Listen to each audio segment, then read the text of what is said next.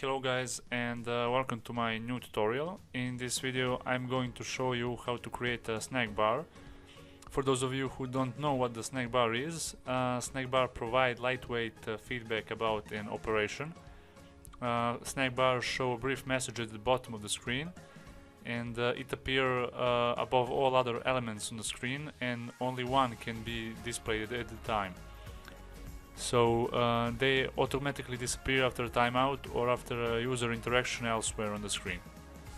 So first what you need to do is create a simple project in Android Studio.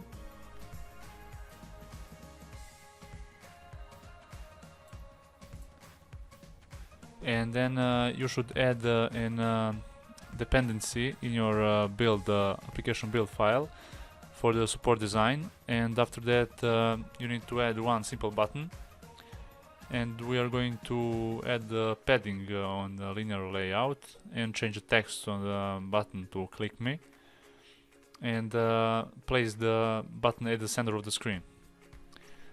Should look something like that. And now we're going to add the onClick method, button click. So we're going to implement that method on our main activity. So type public void and the name of the method, and pass a view parameter inside. So next we are going to type snackbar and dot make. So the first parameter is a layout. So we need to add ID on our linear layout. We're going to call it main layout, and then we're going to get the reference on that layout as well.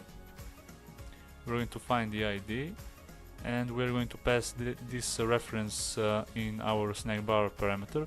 Next parameter is snackbar text, which will be, let's say, button clicked.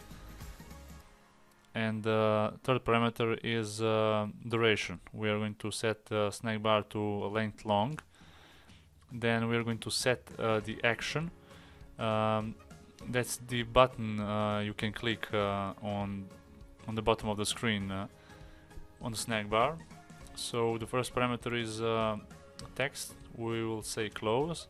The second parameter is onClick listener. So you can make something if you wish on click, and then we're going to set the action text color to, let's say, color accent, and we're going to use show method to show the snack bar. I'm going to use get resources and get color to pass the color, and that's pretty much it.